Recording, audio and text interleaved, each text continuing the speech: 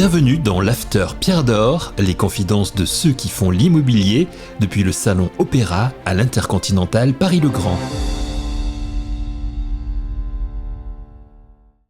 On ne peut pas faire le tour de toutes les tables présentes ici pour ce repas d'après Pierre d'Or sans bien sûr s'arrêter à la table du président du Cercle des Pierres d'Or, Marc-Antoine Jamet, bonsoir. Bonsoir.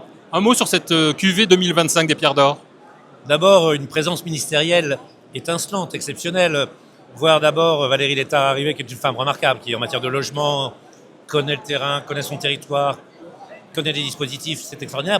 Puis Borloo qui arrive et qui rappelle que c'est lui qui a mis. Et puis Julien Denormandie qu'on arrive et qu'on voit à notre endroit, c'est assez extraordinaire, c'était assez drôle, cet enchaînement était inattendu. Donc beaucoup de surprises.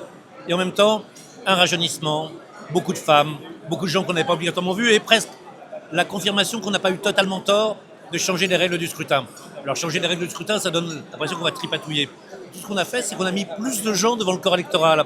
On a au contraire fait plus de démocratie. Vous pouviez choisir entre 5 et vous avez pu choisir entre 10.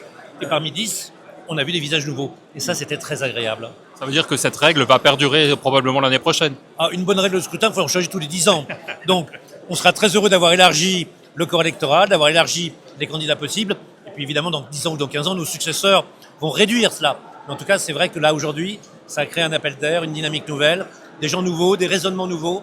Peut-être aussi que ça a changé les votes des grandes maisons qui votent toutes pour leurs candidats et qui se sont peut-être dispersés et ont permis à d'autres gens d'apparaître. J'ai trouvé ça très réjouissant, très démocratique, très frais, très nouveau. De toute façon, il y avait une espèce d'allure de modernité, de rapidité, de changement dans la cérémonie de ce soir qui était vraiment très agréable par les gens qu'on a vus sur le plateau, qu'on ne voyait pas toujours. Et qui était, je ne sais pas si vous avez pas été surpris, mais tous avaient un très bon discours, tous avaient de vraies idées, tous avaient des vraies convictions, tous avaient une vraie envie d'être là, tous étaient vraiment contents de remercier leurs équipes.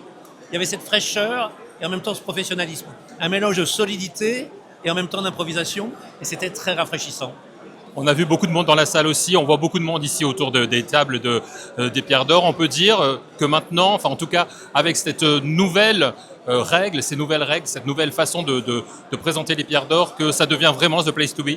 Il y a un constat, c'est qu'il n'y avait pas assez de chaises pour le nombre de gens qui étaient là. Moi, je n'ai jamais vu les Pierres d'Or avec autant de gens debout dans le fond de la salle, avec autant de gens qui s'asseyaient à deux sur une chaise. Ce soir, le nombre de tables qui est réservé est fou, le nombre de gens qui étaient au cocktail est fou. Et je pense que c'est un besoin de se regrouper. Il y a la crise, il y a les interrogations fiscales, économiques, gouvernement sur la construction de logements et de bureaux, les interrogations tout court, économiques, industrielles et commerciales de nos entreprises. Se retrouver ensemble, c'est important. Et puis, c'est la consécration des Pierres d'Or. Il faut quand même le reconnaître. Moi, il m'arrive d'aller voir d'autres cérémonies. Elles sont quand même d'un niveau bien moins grand. Il y a vraiment ici les gens qui comptent, les gens qui font, les gens qui travaillent. Et ça, en une seule soirée, rencontrer tous ceux qui comptent dans un métier, c'est une chance extraordinaire. En tout cas, ce succès, vous y contribuez et on a envie de vous garder comme président du Cercle des Pierres d'Or, donc vous restez. Écoutez, ça, j'en sais rien. Tout dépendra là aussi. Peut-être qu'on va changer les règles d'élection à un moment ou à un autre. Je ne le sais pas encore. Pascal Bonnefille a décidé. Et en fait, la règle me mettra dehors. Le dégagisme, je verrai. Ma popularité. Je suis très heureux parce qu'il y a vraiment un excellent état d'esprit. Je trouve qu'il y a une confraternité, une convivialité, une collégialité qui est assez exceptionnelle dans ce métier qu'on qualifie généralement d'un peu égoïste, d'un peu individuel, de très concurrentiel.